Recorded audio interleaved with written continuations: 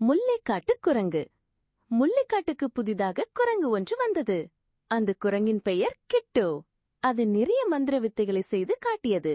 வெறும் கையை காட்டி அந்த கையை அப்படியும் இப்படியும் ஆட்டி ஆட்டி சர்க்கரையை வரவழைத்து அனைவரையும் ஆச்சரியப்படுத்தியது. அந்த சர்க்கரையை அனைவருக்கும் கொடுத்தது. ஒரு பூவை எடுத்து அப்படியே கைகளில் வைத்து கசக்கி தூக்கி வானத்தில் வீசியது. பூ குருவியாக மாறி வானத்தில் பறந்தது.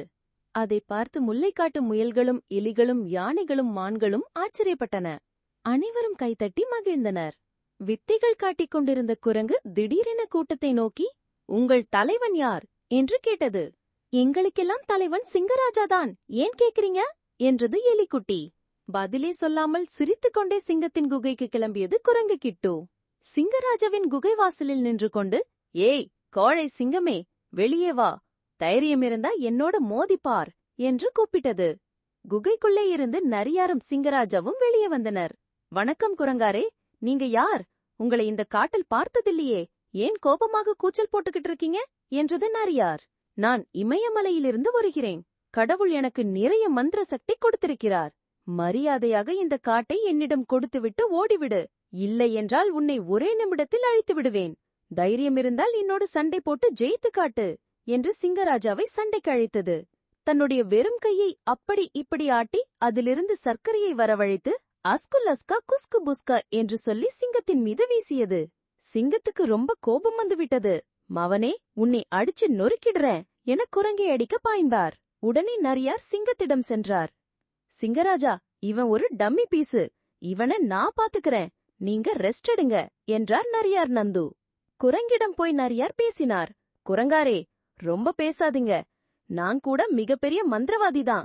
என்னோட உங்களால போட்டி போட முடியுமா? நாம் செய்யும் மாயாஜாலத்தை உங்களால செய்ய முடியுமா?" என்றார். "அப்படி என்ன, என்னாலேயே செய்ய முடியாத மந்திரவித்தை?" என்று திமிராக கேட்டது கிட்டு. "நாளைக்கு காலையில சூரியன் உதிக்கும் போது ஆற்றங்கரைக்கு வந்துடுங்க குரங்காரே, நம்ம போட்டிய அங்கு வச்சுக்கலாம்" என்றார் நரியார். உடனே குரங்கு ஆவேசமாக, "ஏய் நரியே, நாளைக்கு போட்டியில நீ தோத்துட்டா சிங்கராஜா இந்த காட்டை விட்டு போயிடணும். அதுக்கு பிறகு இந்த முல்லைக்காட்டுக்கு நான் தான் ராஜா. நான் வச்சதுதான் சட்டம். எல்லாரும் என் பேச்சதான் கேட்கணும்" என்றது குரங்கு. "ஒருவேளை நீங்க தோத்துட்டா என்ன பண்றது குரங்காரே?" என்றார் நரியார். உடனே குரங்கு, "சிங்கராஜா காலில் விழுந்து மன்னிப்பு கேட்டுவிட்டு போய்விடுகிறேன்" என்றது. இரவெல்லாம் குரங்கு கிட்டவுக்கு தூக்கமே வரவில்லை.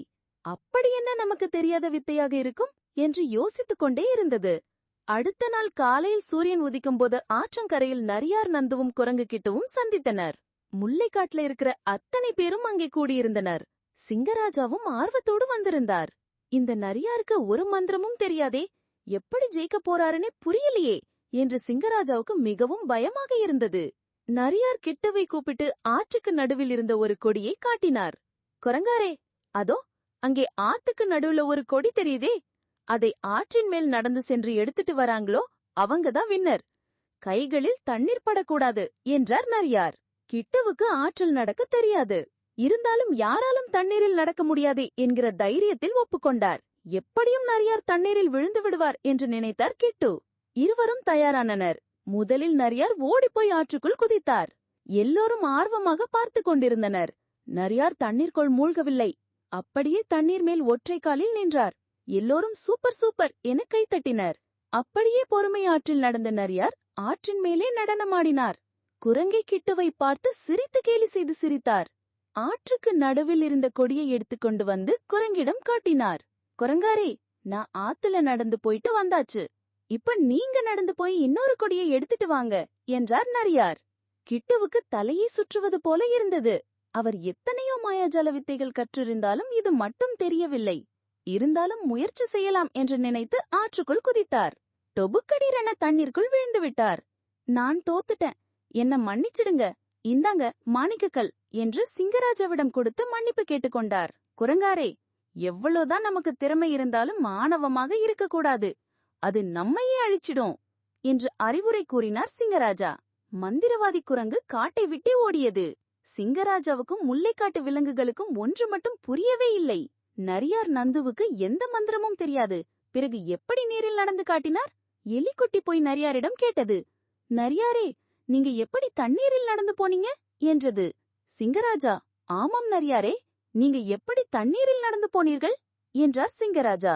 அதுவா, நேற்று இரவு ஆற்றில் இருக்கிற நம் ஆமையாரையும் அவருடைய நண்பர்களையும் சந்தித்து ஆற்றின் குறிப்பிட்ட சில இடங்களில் வெளியே தெரியாதபடி தண்ணீருக்குள் மிதக்கும்படி சொல்லியிருந்தேன். அதனால் ஆற்றின் மேல் அவர்களின் முதுகில் காலை வைத்து ஜாலியாக நடந்து சென்றேன். இந்த குரங்கு நடக்கும்போது ஆமையார் நகர்ந்து போய்விட்டிருந்தார், அவ்வளவுதான் என்று புன்னகை செய்தார். பலே நரியாரே, அசத்திட்டீங்க என்று சிங்கராஜா கைத்தட்டி வாழ்த்த, இதை கேட்டுக்கொண்டிருந்த முல்லைக்காட்டின் மற்ற விலங்குகளும் கைத்தட்டி மகிழ்ந்தனர்.